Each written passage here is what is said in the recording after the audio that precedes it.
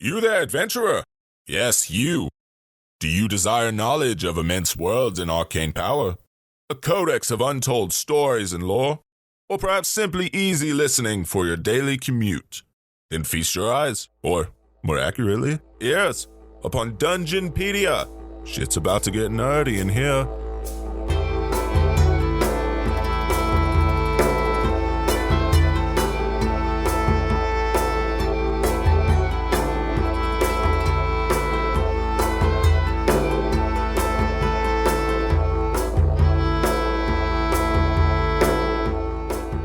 Hello everyone, and welcome to Dungeonpedia, an exploration into the lore of Dungeons & Dragons. We're your hosts, Lynn Markel. Taylor Stanfield. And I'm Travis Peasley. And Taylor has been working on a new project. A series of projects. I've been getting, not that I ever stopped, being into painting minis, but, sometimes things are... Creativity ebbs and flows. Yeah. But I recently got a Tiamat miniature by Lord of the Print, and by miniature, it's huge. It's a large one. It is huge, but it's amazing. And granted, in comparison to her real size, it's a mini. Yeah. But compared to most other things that we know as miniatures, it's very large. Yeah. Well, I'm gonna work on her, and hopefully here soon her brother will arrive in the mail. He's late as always. Naturally. He's off having an orgy with his ex-arcs, probably. Probably. So, or just off futzing around, in the guise of an old man, Oh yeah, I forgot that the old man was his favorite earthly disguise. Yeah. To walk amongst the peoples. Well, despite the opening being about nothing but dragons, we are not talking about dragons today. Aww. Okay. Yeah. What a letdown for Dang it! I was hoping that could be the start of something. No. Instead, I continued my delve into the gross and nasty. Oh, boy. Oh. And chose troglodytes. That name just sounds nasty. That is both gross and nasty. Congratulations. Thanks. They are pretty, they're nasty creatures for sure. Vile, smelly, horrible, disgusting. Take your pick. I'll have none of it, actually. That's fair. I don't think anyone really wants to volunteer for it, but just like a few of the other things, and this one I wasn't even prepared to realize, there is some real world, history of troglodytes. Yeah, so apparently a troglodyte is a human that basically lives in a cave, or a cave dweller. And it comes from the Greek word trogle, which basically means hole or mouse hole. And this is my trogle. It was made for me. Dien, I'm not sure how to pronounce that, but which also means go in or dive in. Okay.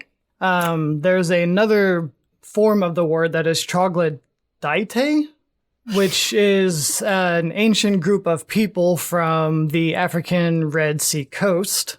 Mm-hmm. They were actually recorded by various Greek and Roman geographers and historians.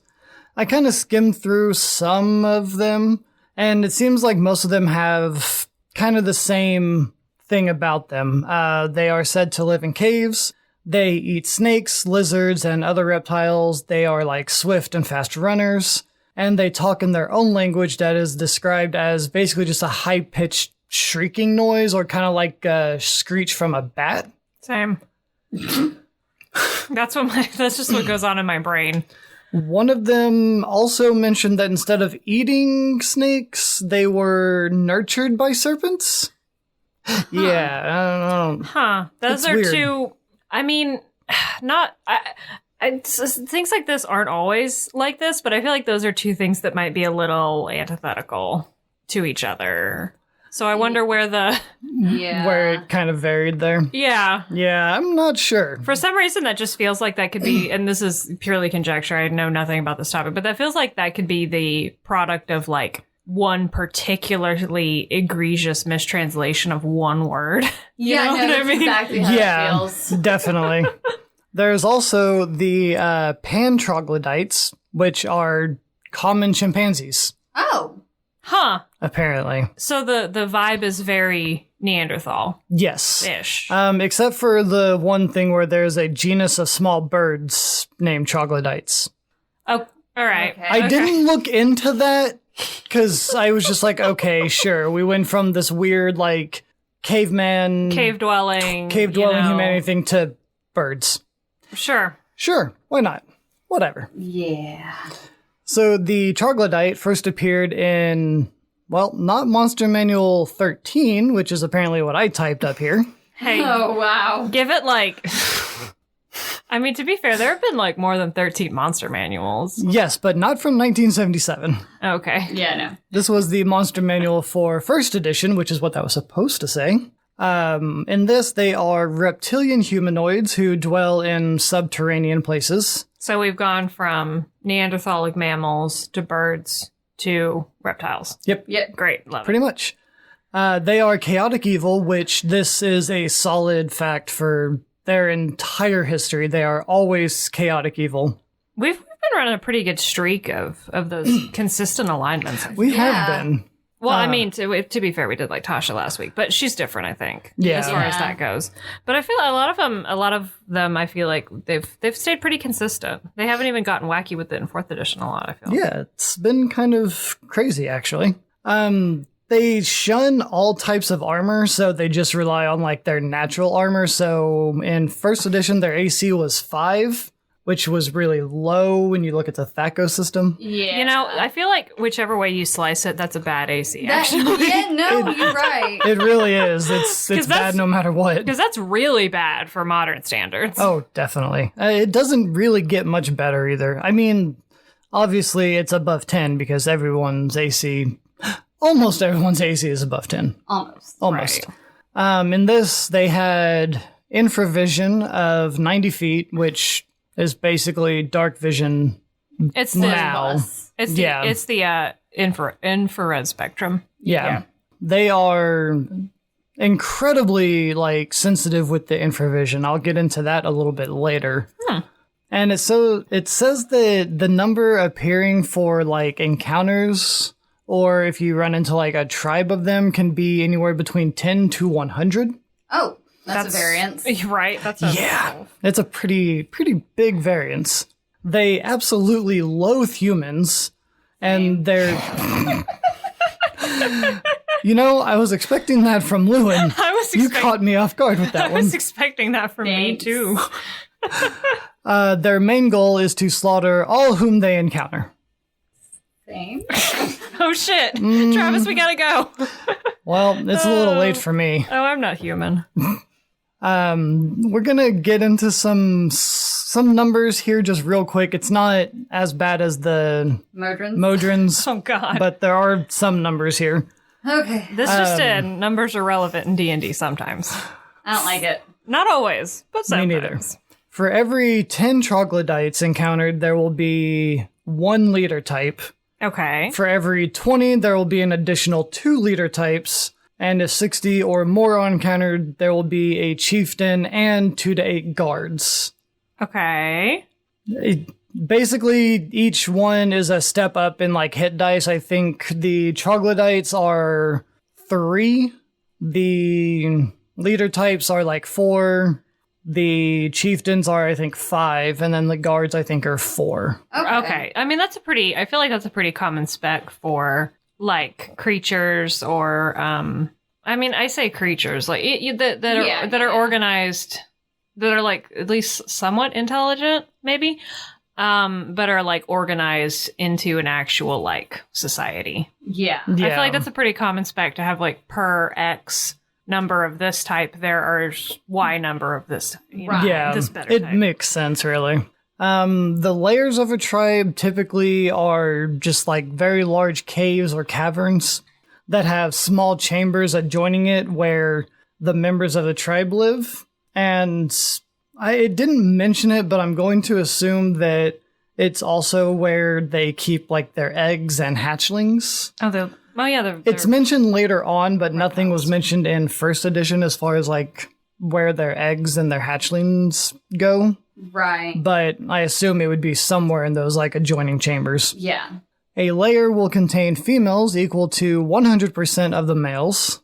So the same number. It phrases things weird. It does, yes.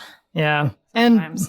And, okay, so I was wrong, first of all. The stat block for troglodytes show 2 hit dice. Okay. But it also says the females fight as 1 + 1 hit dice monsters. So 2 hit dice. Which is the same as the normal 2. troglodyte. No, listen, 1 + 1 is very different to 2. Don't ask me how. Like, needlessly beating it over the head that they are equivalent. Or it was changed. It was changed and no one went and changed the grammar. Yeah. Actually, that sounds more likely. That is possible. Yeah, that's conjecture, but it seems likely. The only thing the entry states about, like, eggs and hatchlings is that they are of no importance. What? Yeah, it says hatchlings and eggs are of no importance. What? That's so weird. Because normally they give a sample, like okay, they are essentially, like, they would say, like, oh, their hatchlings are just, like, 1 hit die troglodytes or something like that. Yeah, but no. They're, quote, of no importance. They are of no importance. Imagine you are a child of this tribe. Mm-hmm. You look up to every adult around you. You know that they will love and protect you. An adventurer comes through. Every adult you know abandons you because you are of no importance. Hooray! Yay! Yeah, that's pretty much all it said about eggs and hatchlings. They are of no importance. Not even like, oh, you can sell the eggs for... Jesus. That hurts me. Yeah. Okay? Right? I feel bad for these guys. Yeah. Already. So they attack with claws and teeth, or at least they can. 50% of them use weapons of some type. These weapons usually are either javelins, a stone battle axe, a stone morning star, or a sword. Okay. The javelins are kind of like specific to them. Like it's their preferred weapon, basically. And right. It gives any troglodyte using it a +3 to hit.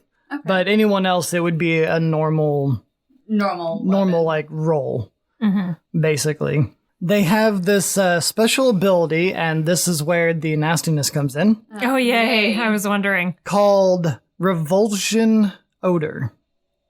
Okay. Says, when aroused for battle, troglodytes emit a secretion which smells extremely disgusting to humans. Travis, I'm just asking, I just want to know where the choice to use the word aroused came from. Was that you? Nope, that was them. Okay. That was a direct quote. Got it. When aroused for battle. I don't like it. They could have taken the A off of it. Like roused. No. Aroused. Are you ever horny to fight? Sometimes. Sometimes, yeah. And I guess because it had to be specifically stated way back when, it also says that it also includes dwarves, elves, gnomes, half-elves, and halflings. So I guess in the wording, when you just refer to humans, it is literally just humans. So, which is probably where the case of using humanoids came more into favor. Yeah, right. Because then they have to like go on and explain like it also includes all of the other races.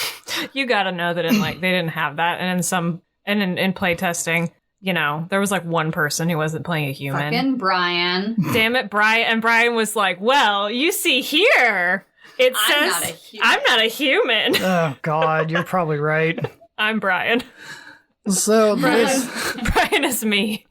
This revulsion odor is a saving throw against poison, and if you fail it, you lose 1 point of strength per round for 1d6 rounds. That is cumulative. Ooh. Loss of strength will last for 10 rounds after it has taken the final effect. Ooh.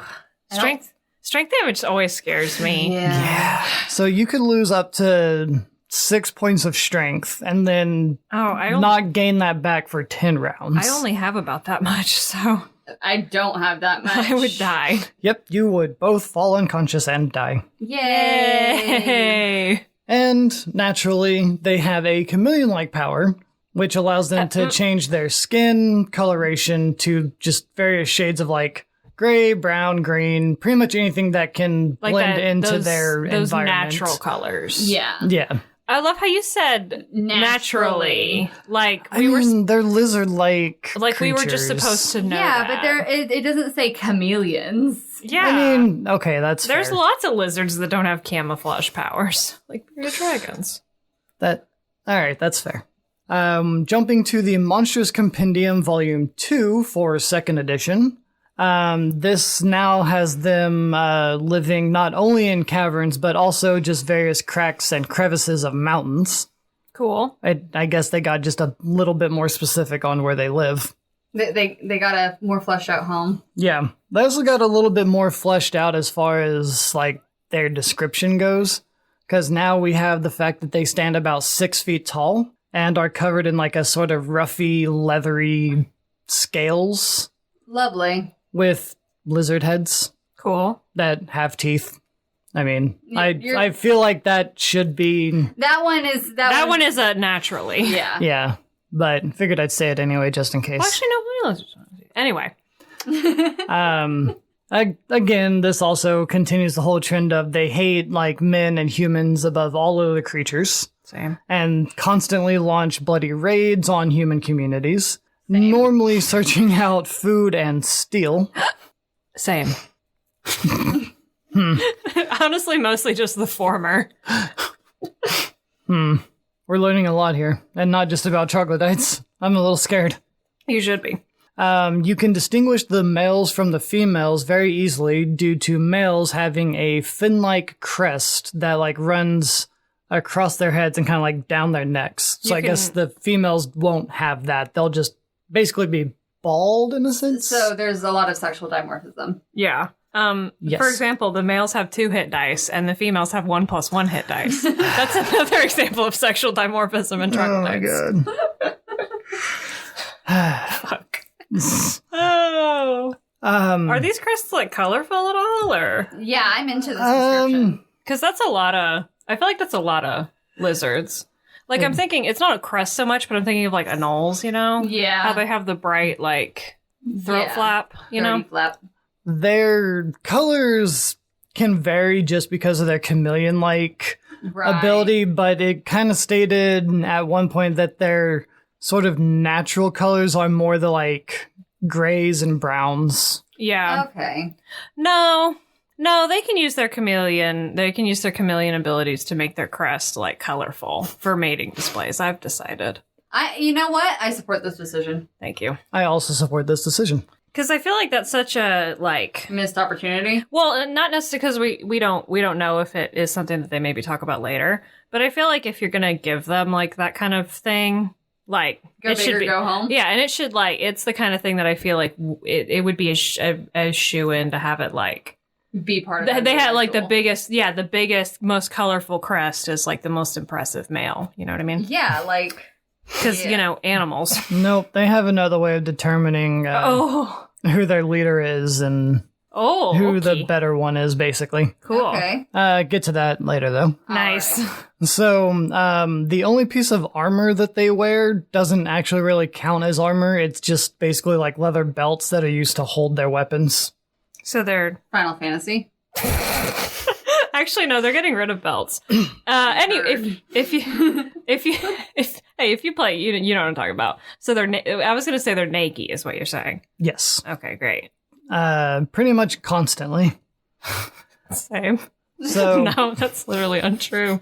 It's just the meme. they value steel. So pieces of steel that are adorning a belt is kind of like a sign of power in the troglodyte culture. Oh, Okay. okay. So a lot of Their leaders would typically fashion their belts with various pieces of steel belt and buckles and shit. yeah, and just like random places just to show wealth and power. I got belts and you don't. So they speak their own language, which is, I'm pretty sure, just called, like, troglodyte? Troglodytean? Troggle. Troggle. And they speak no other languages. When it comes to, like, raiding and whatnot, they prefer ambushes rather than frontal assaults. That makes sense. Yeah, They have that kind of spec, I feel. Yeah. So typically they'll choose like a very well-traveled mountain or subterranean path, use their chameleon power to blend into the rocks and just wait for a target. Makes sense. Yeah. And once they find a suitable target, they hurl volleys of javelins at them. Oh my gosh. 2 times. And then after the second volley, they will then descend upon the probably already damn near dead target and finish the them. job? Yeah. 2. Not once, not thrice. Twice. Okay. Their revulsional blah. Revulsional? Revulsional. It's a very hard phrase to say. Revulsion. Yeah. No. See? Yeah. It's hard. I was immediately humbled there. That L just kind of like sticks with you. It feels like you're about to summon Lord Voldemort. Lord Voldemort. Their revulsion odor has changed a little bit, where now it's if you fail a saving throw, you just lose 1d6 points of strength rather than the whole cumulative over rounds part. Okay. Well, that's good. That's And less scary. Yeah, it still remains for 10 rounds. That's still less scary, but still scary. Yeah. Strength damage is still scary. Still a pretty scary thing.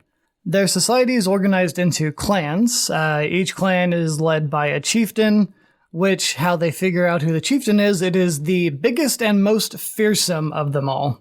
Fair. Basically, Yeah. you fight for it. Yeah. That seems par for the course for a organization of chaotic evil, you know. Yeah. Like People that are called troglodytes. It's boring, it's played out, but it makes sense. Yeah. It does. They also have a number of sub-chieftains that are basically chosen from troglodytes that are like the most distinguished and like who distinguished themselves the most in battle. Yeah. So for a second, the only thing I could think of as far as like distinguished goes was like distinguishing characteristics. Oh, I thought you meant see. My brain supplied for those of you who can't see. I grabbed my tea and I stuck my pinky out as you do. I thought you meant distinguished, like distinguished gentlemanly, a little no. distinguished gentlemanly troglodyte. Oh my god! Oh my god! I need it. I'm not going to demand it because we're going to sidetrack it. He's But wearing a little suit. He's got a teacup. He's wearing a suit with a lot of belts. Jesus. No. That's just straight up a Final Fantasy character. Anyway. Due to their ranking system and how it works, it's a very sort of like loose system. Mm-hmm. So there's often like internal fights or squabbles that happen to prove that you're better than the current chieftain. not there. Certainly not. No. It says hatchlings number about 50% of the male population and are non-combatant.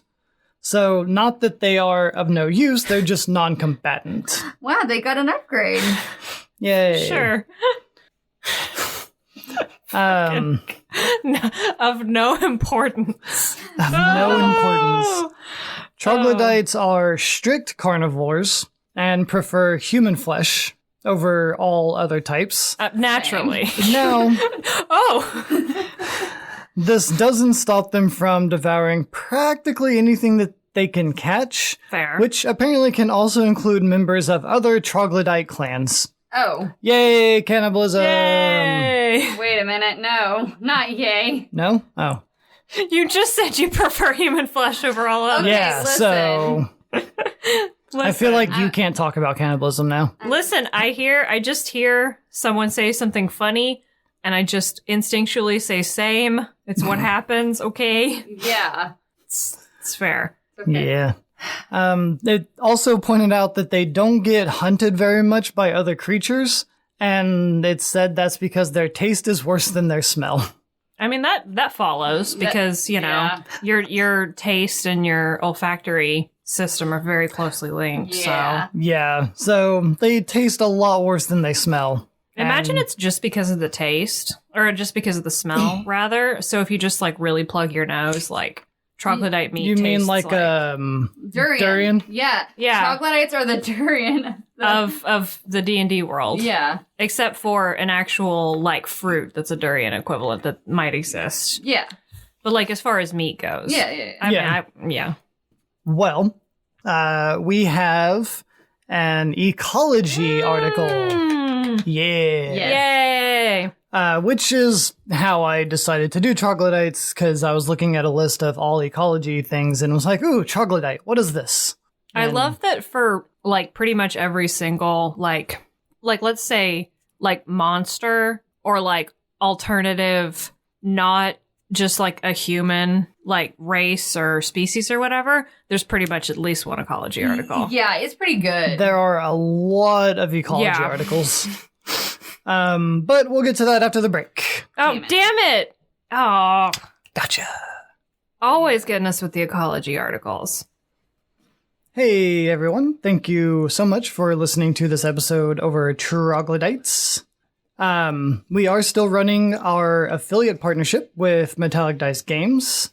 Make sure you keep your dice that you order from them away from your troglodytes, or else they'll start to smell bad Yeah. Or if they're shiny, they'll just take them, Yeah. and then kill you for them. because they do have metal dice. They do, yeah. Which are, by their very nature, quite shiny.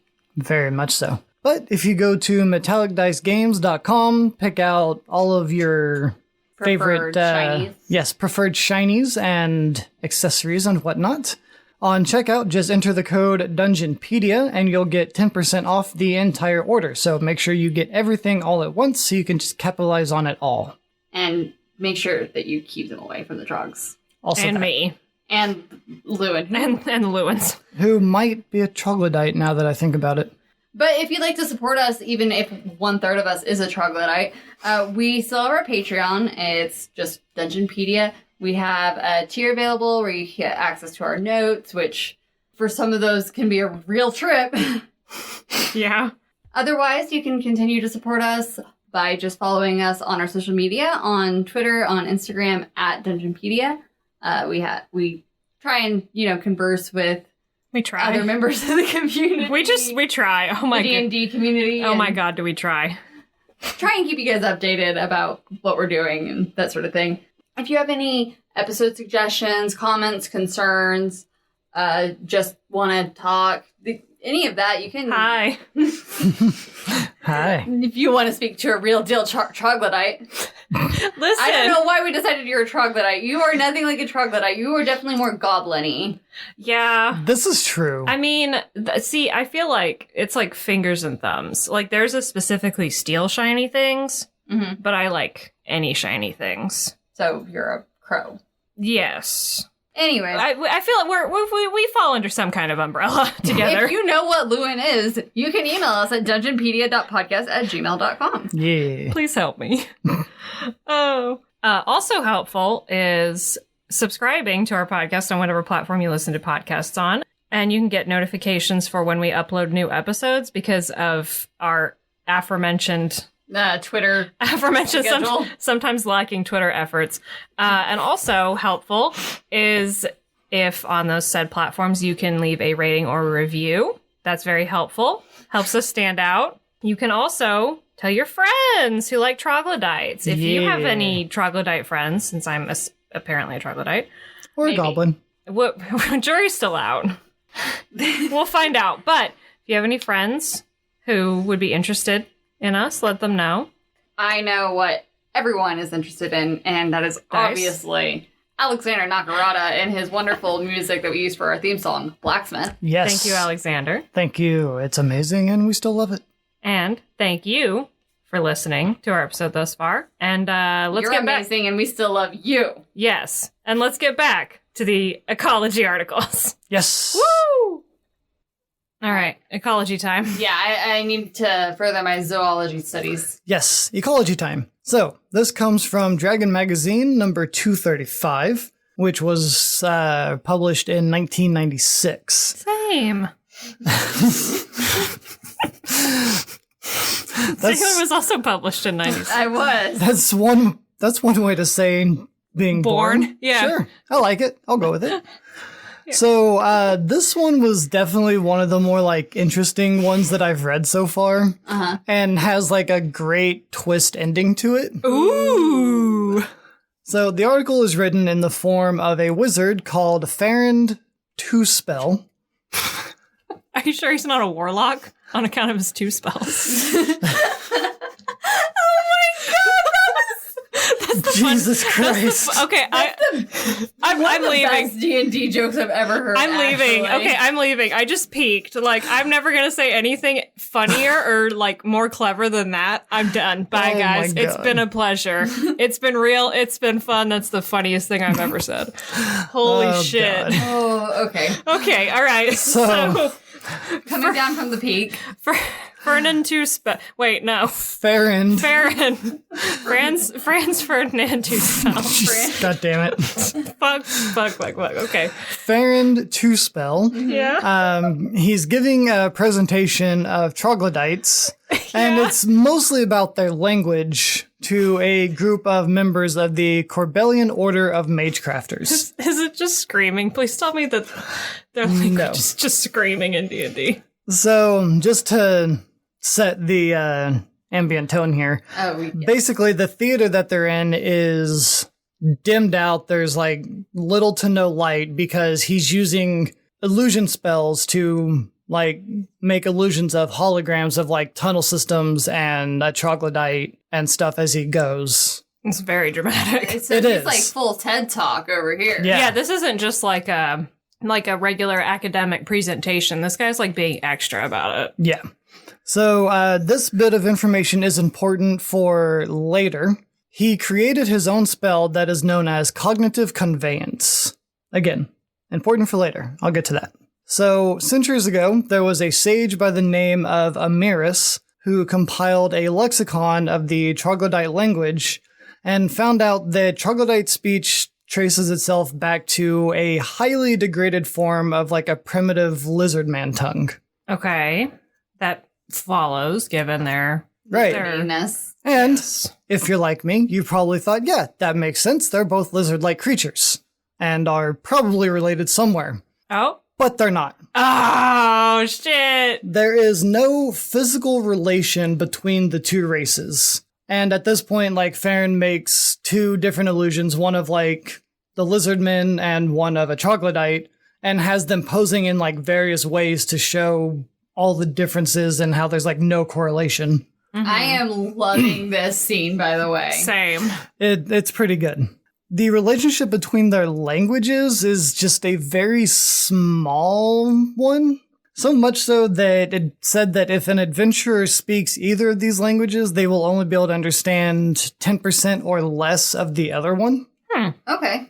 So if for whatever reason you know how to speak Troglodytean, I think is actually Troggle, then you won't be able to speak Lizardmen that well. You would just be all. able to understand the same percentage that I can understand when I tab out of a subbed anime. Yeah. Okay. Yeah. Also interesting of note was that while the troglodyte language can actually be transcribed by others, the troglodytes themselves have no concept of written records. Oh, so it's like a fully oral history for them. Yeah. And a lot of that is due to the fact that they're not terribly intelligent. Like, they're dumb. Okay. Their intelligence peaks at like 6 or 7. Same. So they're just like unintelligent humanoids. It's not like animal intelligence. Right. Okay. They do have like humanoid intelligence, at least enough to use weapons and such like function that. in somewhat of a society. Right. Yeah. Right. They're just not like highly intelligent like a human or a dwarf or Yeah. So they're just What like have they're you. they're unintelligent humanoids essentially. Well, below average intelligence. They're humanoids. on, what is it? Hold on, there's a first world society, a second world society, a third world society, and then is it fifth world society that has where everyone's kind of like needs of the self and the immediate group and not so much the community on a Oh whole. my god. America? Yes, I believe it is the 5th. That's an interesting... We came across this subreddit that had like a list of almost all the way up to like the 1000th level. Which was basically hive mind Yeah. Okay. societies. That's... Anyways. Yeah, it was weird, but yeah, basically like that. Okay, I see. There's also no recorded like occasion of a troglodyte ever learning even a single word in a foreign language. I mean, that makes sense because they hate... Foreigners. Yeah. Well, yeah. That's not the right word. Well, yeah, I mean, they hate... Essentially. They hate, like, humanoids. Outsiders. That's what actually the word I was looking for. Outsiders, Yeah, yes. I mean, and they hate, like, humanoids, which are the primary groups of people in Dungeons & Dragons who speak languages. So... Yeah. You're not wrong. And unlike the lizardmen language or virtually any other language, the troglodyte language doesn't seem to have evolved, like, at all over the course of time. It's been the same pretty much, like, forever. Huh, interesting. That is incredibly interesting for a Language. an oral language specifically. Yeah, true. Right? It gave an example, like the lizardman language took the phrase halfling from the human language to describe that race, Yeah. whereas the troglodytes basically just took phrases from the lizardman language and put them together to describe them as bad-smelling little humans. I love it. Go off. Oh. So they have no, like, concept of evolving or taking words from other languages. Instead, they take what they already know and just combine phrases together to make a new description. German? Yeah, pretty much.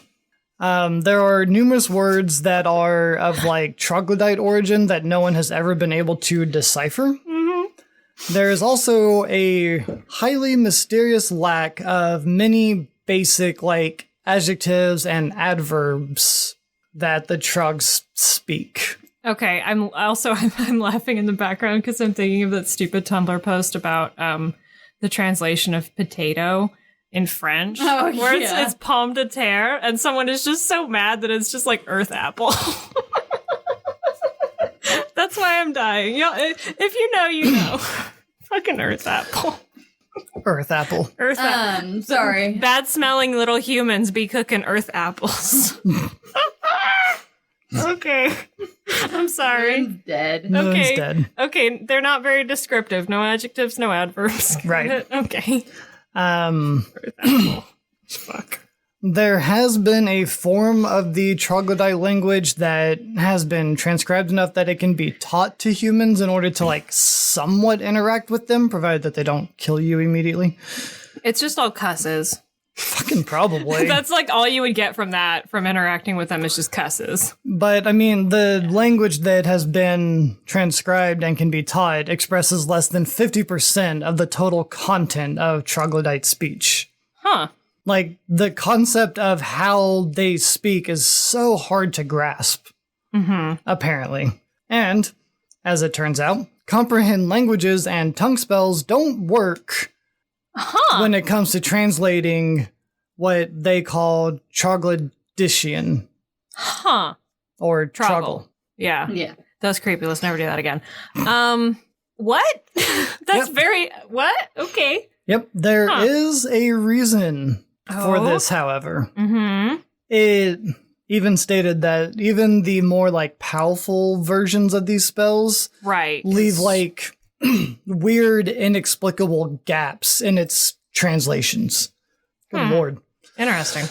So, like, at this point, Farron is telling his story because he basically decided that he was going to try to take over his predecessor's work and continue trying to figure out the troglodyte language. Right. So he actually ends up capturing a troglodyte, attempted the various language spells That's, to no avail. Super ethical. I mean, Super ethical anthropology there. hey, the troglodytes aren't ethical either, so... This just in. Two negatives sometimes make a positive, I guess. I mean, they always, but you know what I mean. I'm just saying there should be a board somewhere that should have problems with what he's doing. I don't disagree. I mean, there probably are, but meh. And after trying like the various language spells, he takes the troglodyte back to where he captured it, found a secure hiding place for his body.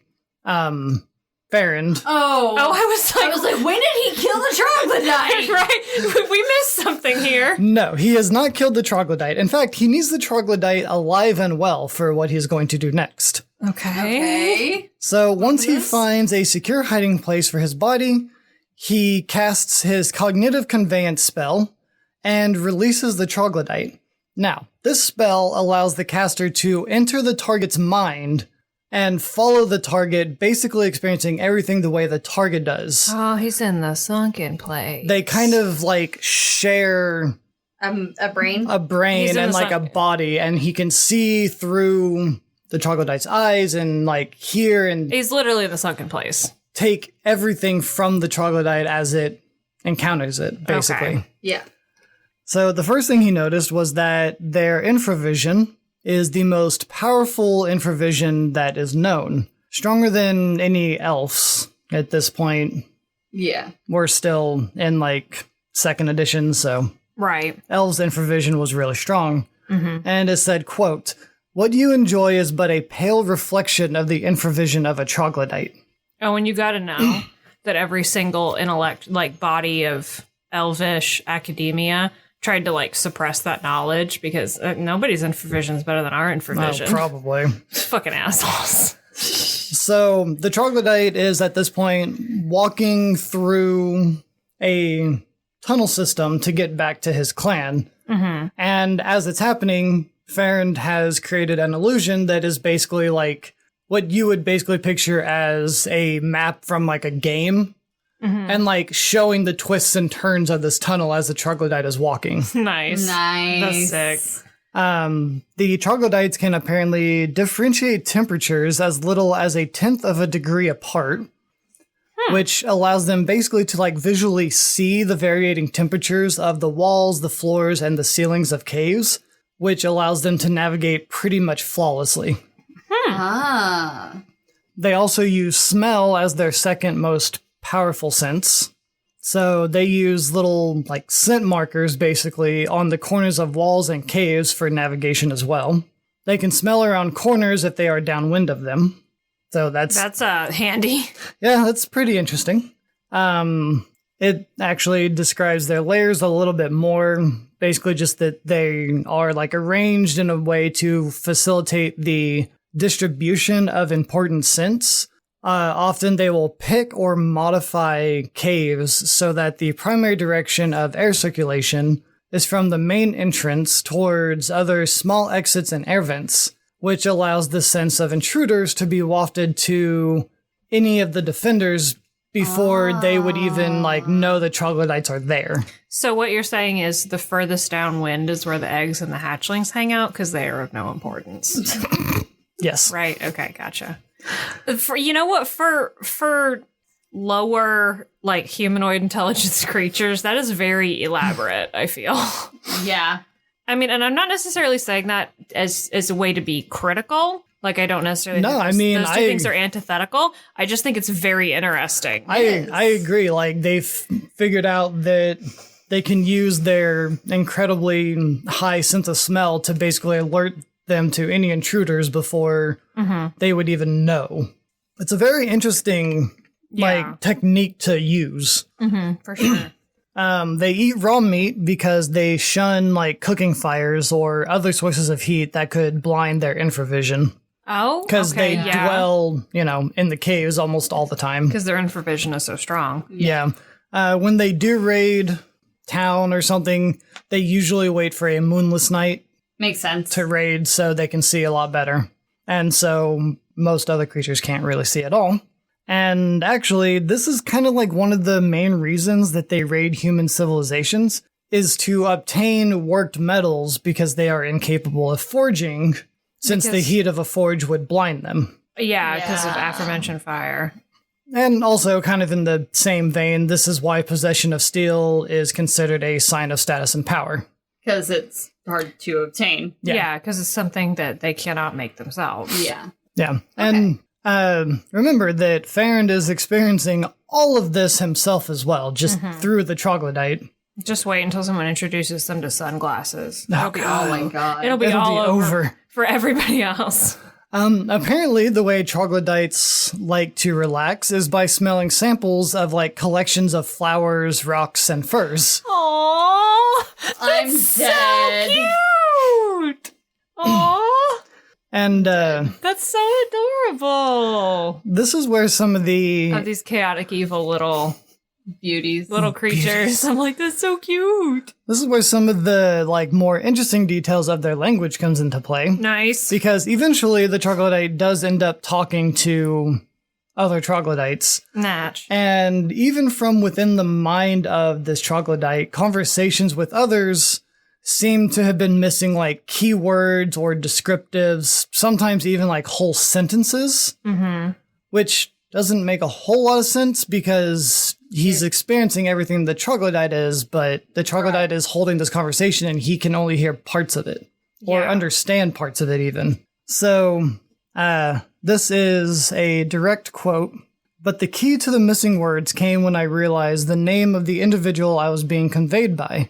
I never heard his name spoken, but more than once, at a point in the conversation when a name would have been expected, I smelled a curious blend of fragrances.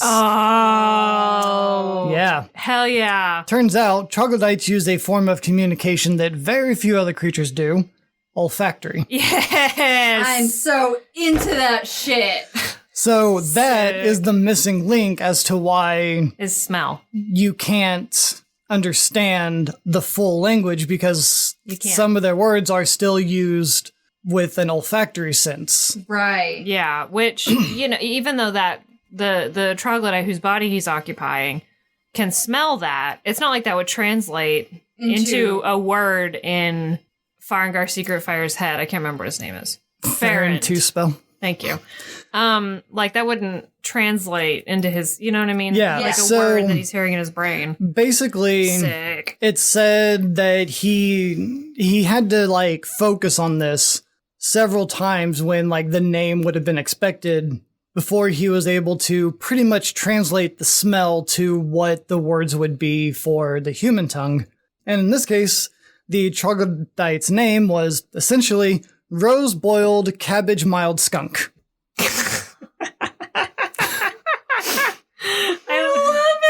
I love rose boiled cabbage mild skunk. Yeah.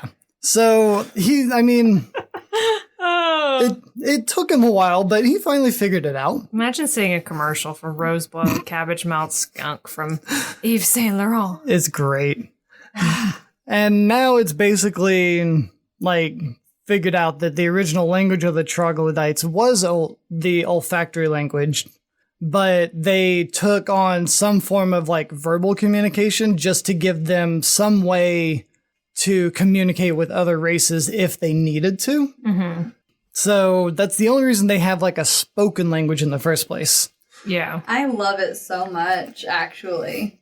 And guards will use this scent language basically to cry out alarms in what is basically an olfactory voice without making a sound, which allows them to alert like other troglodytes within smell range of intruders, but not disclose to the intruders that they are aware that they're there. The smell that causes the humanoids to basically just turn into the vomiting heaps on the floor Yeah. is actually a buildup of the olfactory battle cries, combat orders, screams of rage, pain, and hunger, and other various smells and phrases that the troglodytes are emitting or speaking to the others. Right. So that's why they smell so bad, because it's just a jumbled mess of all these different smells and words. They can also tell which opponent is the most afraid by the fear scent that they release, and they tend to concentrate their attacks on the most fearful. Rude. Right? So this is where kind of the twist ending comes into play. So it took Farron quite a bit of time to learn all this information, and as he was talking, he was creating the illusions and making them go away, but the one illusion that never fully went away was that of the troglodyte. And throughout his speech, someone in the audience kept mentioning that there was a smell. The smell kept getting worse and worse and worse. So Farron's cognitive conveyance has a slight problem with it. Oh. Oh my god. No. Real? Oh, shit. So every hour spent sharing another's mind and body removes the caster 5% from his own body. Tobias. So that he will have lost 25% control of his body's actions after 5 hours. And after 20 hours, he will not have any contact at all with his original body. Oh, shit, it's an Animorphs. Shit, it's an Animorphs. Holy shit. So what happened was he was so enamored by learning all the smells and everything that he didn't keep track of time. Oh, SpaghettiOs. And Farron is now trapped within this troglodyte's body, which he had to fight over the troglodyte's mind for control of, to walk out of the cave system, pick up his body, take it back to his house, and try to work out a way to release him, because now he has no connection with his physical body. He can't just jump back out. His name was Rose-Boiled Cabbage-Mouthed Skunk. Thank you very much. Right. Of course. Yeah. My bad. So basically, the end of it was him being like, please help. Yeah, he was basically like, I will give credit to thanks for coming to my TED Talk. Anybody that figures out how to get me out of this body. Thanks for coming to my TED Talk. I'm stuck in the body of this troglodyte. Thank you. Thank you very much. Yeah. God. So it says there is like a few ways that you might be able to get out, like transfer your body or your consciousness back to your body to get out. And basically it's with nothing less than a limited wish spell. Oh shit. Oh my god. That is a very powerful well, I say powerful spell. That's not meant to be the effect of the spell. No, that is a side effect that he was aware of. He just didn't keep track of the time. He put all his points into intelligence and none of them into wisdom. Yep. So that was a very interesting article, to say the least. Yeah. Holy shit, that's so good. So now we're going to jump to the monster manual for 3rd edition, which I'm really not sure if I just didn't pay any attention to this before, or if they didn't really have it listed in like the other entries. But apparently the initiative of a troglodyte is -1. Okay. Why is it? Yeah. Wasn't bad. Okay. Well, mostly because they have a -1 to dexterity. That's why. That would be it. Yeah. Yep. Yeah. Their AC is 15, basically because of the dexterity and the fact that they only rely on their natural armor, which is a +6, so 15.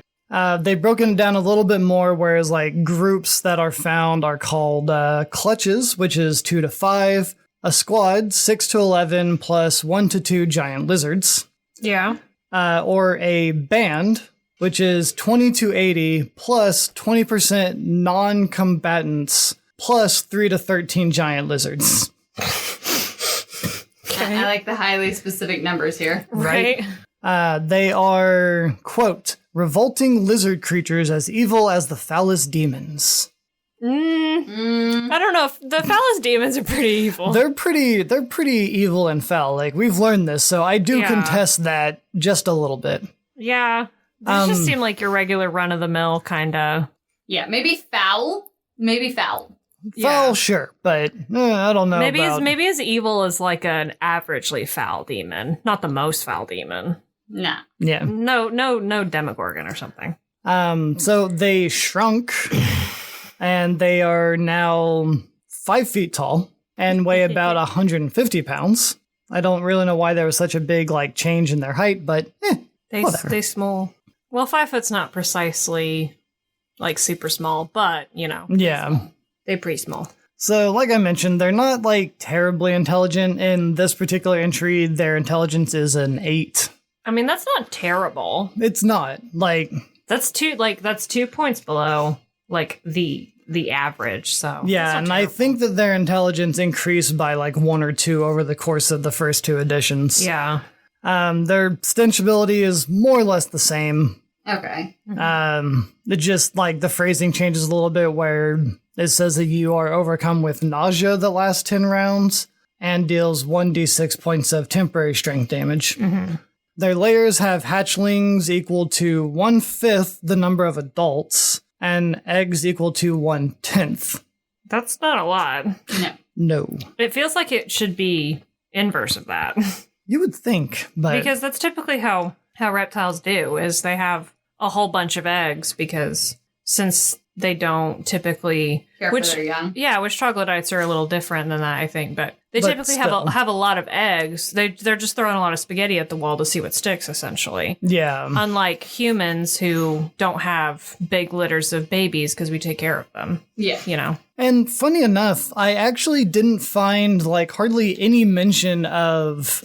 their mating rituals or how they raise their hatchlings and stuff. It just kind of isn't there. They probably have a very intricate mating ritual. It's just mostly based around scent, so we would have no idea what's going on.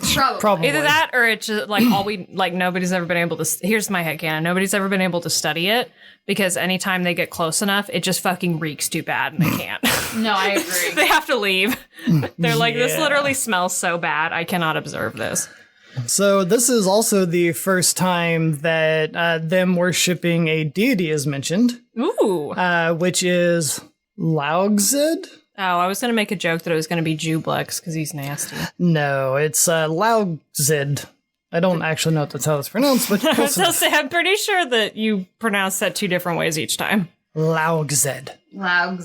Basically, he's just a vile deity who resembles a cross between a toad and a lizard. Cool. All right. Yeah. Apparently they do also have a favored class. Oh. Their favored class is a cleric. Yeah. Caught me off guard too. No. Okay. Yeah, that's not what I would have expected. Yeah. Most of their leaders are clerics, and when it comes to if you had a troglodyte player, or if you wanted to flesh this out a bit more as far as the NPCs go, they can choose between chaos, death, destruction, and the evil domains. Okay. Yeah. Sure, there's a through line there. Yep. And here we go, jumping on to 4th edition. Yay! Yeah. Okay. So, every other creature we've come across. Why do we hold out hope each time? I don't know. Troglodytes have now been separated into 4 different types. This is coming from the first monster manual. I will note that there are 3 or 4 other variants in Monster Manual 2 for 4th edition. Oh. But I was just not even going there. Okay, let me take a wild guess. Or maybe I'm about to steal your thunder and 4th edition's thunder. Let me guess. They're just purely different for the purposes of combat and hold basically nothing special to do with the lore. More or less. Oh, wow. More or less. I will admit that there is a part of it that it explains in the lore in 4th edition that it didn't explain anywhere else. Oh, okay. So they did do something They good, did at least. I was going to say, give us anything. Usually, and sometimes this can be a good thing if it gives you a good starting point for creating stuff, but not so much if you are a podcast on lore. But usually, 4th edition gives us almost nothing, or just worse than nothing. Yeah. Yeah. This one actually expanded a little bit, but... It gives us an iota of something. Yeah. It sounds. And as typical for 4th edition, their stench ability has now been turned in just to a constant aura. Auras, not the auras. The auras. Oh, I'm so sick of talking about fucking auras. I'm sorry. Yeah. It says that any living enemy in the aura takes a -2 penalty to attack rolls. Okay. Just enemies? It just says enemies. All right. So basically any other living creature that is not a troglodyte. What if you're allied with the troglodyte? I mean, the troglodyte would not be affected, but you probably still would be. But it's phrased as enemies. Yeah, I was just saying, that's the kind of thing like we were talking about Brian earlier. Yeah, I'm being Brian for you. It's the phrasing that kind of gets you there. Well, yeah, just like the phrasing in the Rust Monsters episode, about like rusting only being ferrous objects because other things technically don't rust. But it's like, maybe that's not what they meant, but we don't know because they don't explain things well all the time. Yeah. So the first thing we have is the troglodyte warrior, which is a large humanoid. Apparently they are level 12 minions. Okay. They use a club as their weapon, and their HP is 1? What? I can only assume that it's because they're minions, and minions they're meant to operate be different. In an encounter where you would encounter them en masse, I'd imagine. That's my guess, yeah. There was a Despicable Me joke in there somewhere, but I couldn't do it. But, and this is where, like, more just redundant, unnecessary explanation happens. That's the word. That's the word I've been searching for to describe how I feel about so many things in 4th edition. Redundant. Redundant. So Thank it you, states Travis. next to their HP that a missed attack never damages a minion. Which, unless I'm missing something here, a missed attack doesn't damage anything, right? My only thought is splash damage. Yeah, that's what I was going to say, like the ice knife and... Or like a molten orb or something like that. Yeah. But is that counting as a missed attack? Yes. Because you're not aiming at it specifically. Unless you were, yeah. Okay, so that makes a little bit more sense. It was just like... but that also doesn't make sense. Whenever I read it, I was so confused. Like, okay, whatever. Yeah. Okay, all right. And deep breaths, everyone. Naturally, they are still chaotic evil. Like I said, that lasts the entire history. I feel like you can't attach the word naturally in front of that either, even though you did specify that earlier, because 4th edition fucks around with the alignment so much. That's true. I was really surprised that their alignment didn't change in 4th edition. They're just like randomly lawful good. Unaligned. They're just randomly lawful good. Yeah. We then have the troglodyte mauler, which is a medium creature. Okay. And they are level 6 soldiers. Okay. Their HP is 74. Their AC is 22, which makes me think that they might actually be wearing armor now. It doesn't state anywhere specifically that they are or they are not, but like an AC of 22 seems really high if you're just relying on natural armor. Yeah. Yeah. Again, 4th edition numbers are massively inflated, but it just, I don't know. It's weird. They can use either a great club, a javelin, or they can bite and use claw attacks. Okay. Yeah. Yeah. Then you have the impaler, which is a fun name. It is a fun name. They are also medium creatures. They are level 7 artillery, which is also a weird phrase to describe a ranged... like a sentient being? Yeah, I'm just imagining loading them up into a cannon. Well, I'm specifically imagining loading the minions from Despicable Me into a canyon and just boop, boop, just firing them. I like that imagery. Yeah. Okay, that's how you do artillery in 4th edition, right? You just it's like that's it. You just pick them up and throw them. So their HP is 69. Nice. Yeah. They use a spear or claws if it's melee, but mostly they prefer to use javelins. Okay. And they have an ability called Impaling Shot. Yeah, they do. Which allows them to throw a javelin at a higher damage rate, basically. Normally it's like 1d6 plus 4. By using this, it's 2d6 plus 4. Okay. And then the impaler can make a secondary attack against the target, which is a plus 10 versus fortitude, and failing it makes you restrained. So the implication is that you are are impaled to the ground. Which, okay. Dead. That's called being dead. No, I mean, not necessarily, but I feel like there's implications there that I feel like they were not willing to explore. Yeah. Like, I feel like it would maybe do more than just restrain you. Like, maybe some some bleeding damage. Yeah, I don't know. that's what I would think too, but apparently not. Oh well, 4th edition, missed opportunities. What's new? Yeah. The two are synonymous. Then you have the Curse Chanter, which are level 8 controllers, and these are the leaders. What's a controller? I mean, I have always interpreted it as someone who is like meant to be like I feel like I've read that word in 4th edition stat blocks and thought of it as like someone who is maybe meant to control the space in which an encounter happens, like keep people from running away or something like that. Yeah, which I guess would kind of make sense because they're considered the leaders, but I don't know, man. It's almost like it's all fucking arbitrary and redundant and uninteresting. Yeah. Anyway, sorry. Their HP is at 93. Not nice. And they can use a Quarterstaff, Claws, Poison Ray, Cavern Curse, Tunnel Grace, and Chant of Renewal.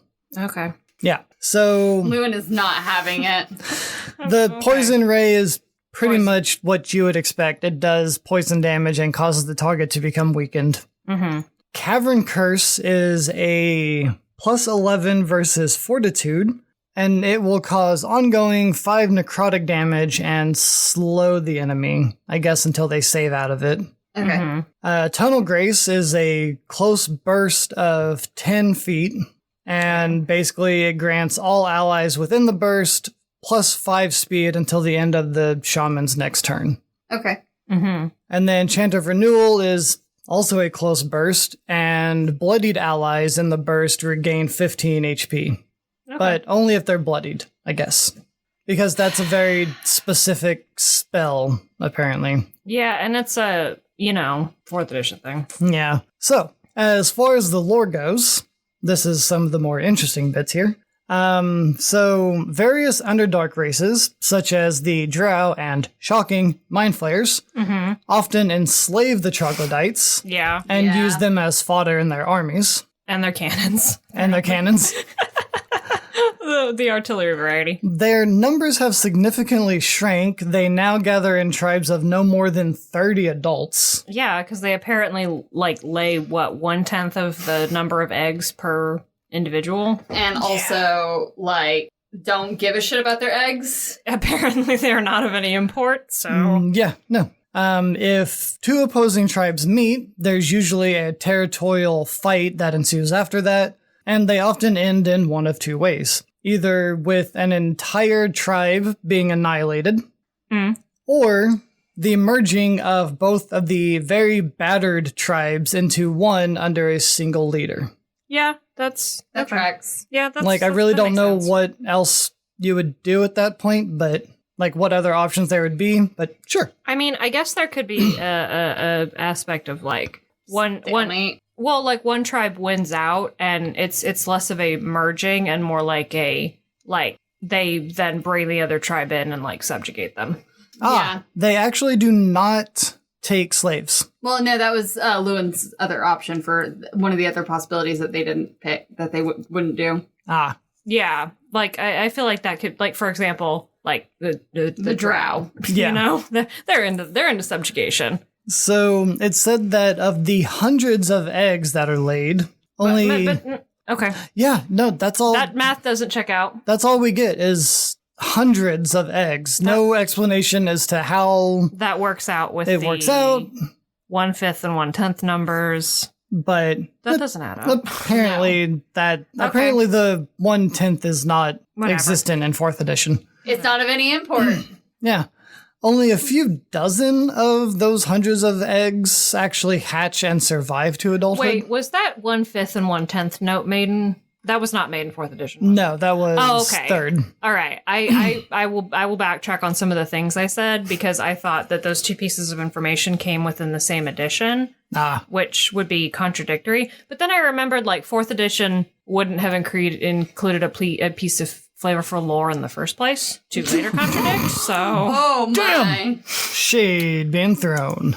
I mean, And I now at least have the fact that it takes 2 years for a hatchling to reach adulthood. We didn't have that information before, so that's neat. true. We didn't really have much information about their hatchlings, And that's about all we get. Since they're of no import. Yeah. So they don't take slaves, and any captives that they get are either quickly devoured or sacrificed. And for sacrifice... Correct. Cannibalism. Yeah. They worship a variety of deities, but in this one it's particularly Torog, who's also known as the king that crawls. I like it. That sounds familiar. I feel like we have mentioned Mentioned him. Torog before. I particularly remember the title, The King That Crawls. I need to look more into Torog at some point, but they... That sounds very familiar. Yeah.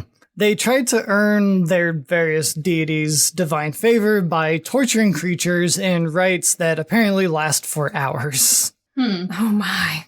And they especially love to sacrifice intelligent creatures and brave enemies to show their dominance over them, I suppose. Yeah. No, I mean, that tracks. Yeah.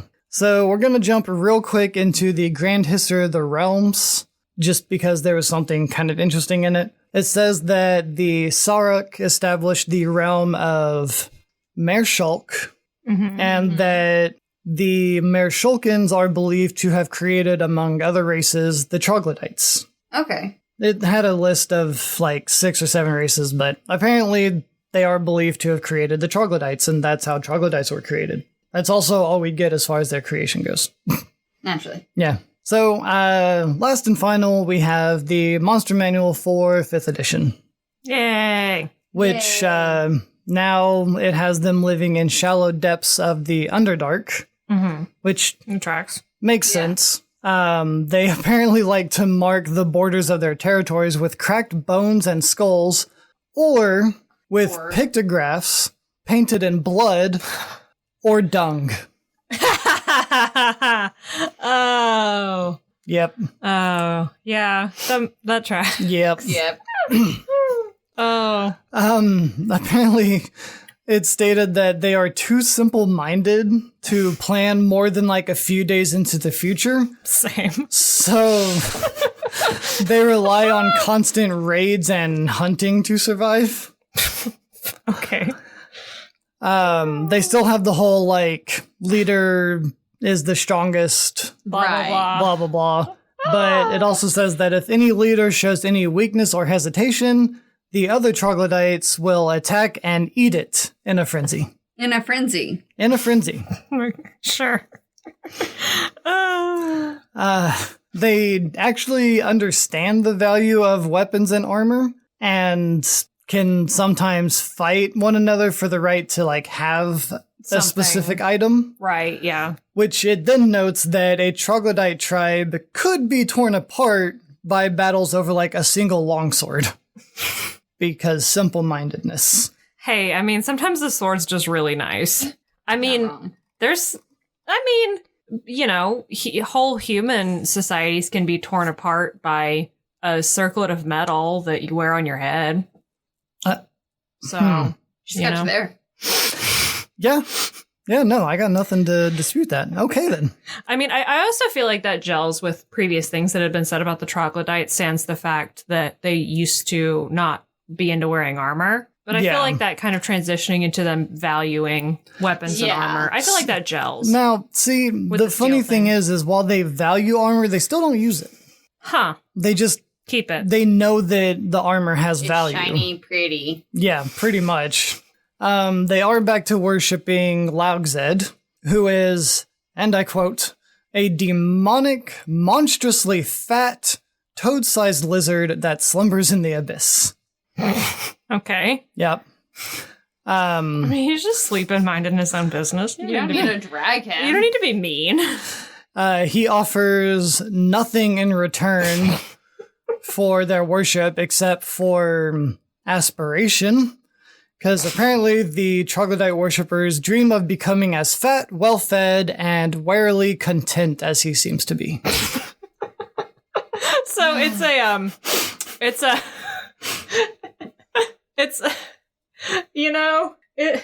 fair. I think it's like a Sarek. Like he didn't ask them to worship him. Right. It just happened. He's just minding his own business. So and then suddenly he's got worshippers. I feel like they're trying to say that he offers them nothing.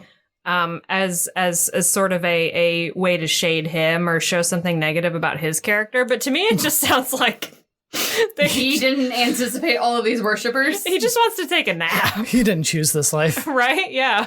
I forgot to mention very briefly back in 4th edition, their language changed from troglodyte to just draconic. Okay. All right. Yeah. No. All right. No. No. What's his fuck almost died for this? Farengar Seeker Fire. Farron Two-Spell? Thank you. Baron Truespell. Baron Two-Spell the Warlock. No, okay. But that was... No, that was like the most interesting thing. Oh, okay, all right. Yeah. It's personal now. Naturally, they got rid of it in 4th edition. Because it's the most interesting thing about troglodytes. Yep. Like, and not to say the troglodytes haven't been interesting. I've really enjoyed this episode. But that is the most... that was like, I was on the edge of my freaking seat. During that story, and they were just like, nah, they speak Draconic because, lizard.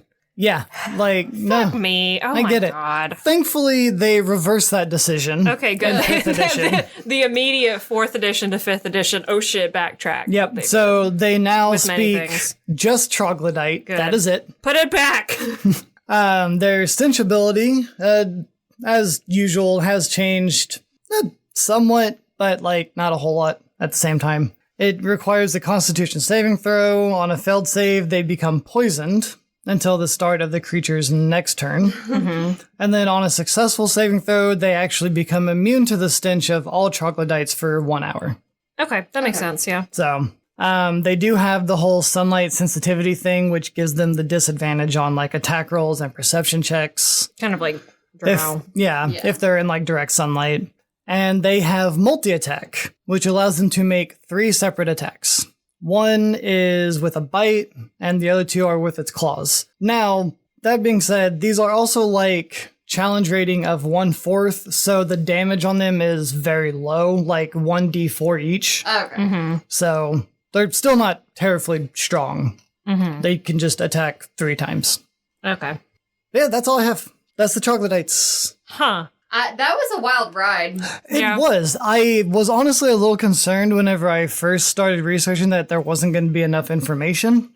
Mm-hmm. But no, there was. And a lot of it was focused on their whole language thing, which I thought was a really cool take, honestly. Yeah. Travis, can you hand me a die? Hmm? I just rolled an insight check to see if you're actually secretly a troglodyte. I got a 10. I don't know. What does that tell me? I am not a troglodyte. Otherwise, you would smell me. Okay, I'm chronically congested. I'm pretty sure I have a deviated septum. I'm gonna roll an insight check on Travis. Nope. He's telling the truth. Well, you did use my dice, so that was your problem. Yeah. You should have known better. Yeah. But thank you, everyone, so much for listening. Don't forget, follow us on all of our various social media platforms. Instagram, Twitter. That's it. That is it. Spread the word to your friends. Yeah. Spread the word like smells spread out in a troglodyte encampment. You can just like walk up and be like, hey, I know a creature that uses olfactory as their main language. And they'll be like, is it ants? And then you'll be like, no, it's cooler. And then you'll shove this podcast in their face. Like, that's something that you can do physically. Yes. Yeah. Exactly. Do that. If you have anything you would like to suggest for us to cover in an episode, you can email us at dungeonpedia.podcast@gmail.com. And I think with that, we will catch you next week here on Dungeonpedia. What if humans communicated mostly through smell? We'd be shit out of luck. Listen to our smellcast.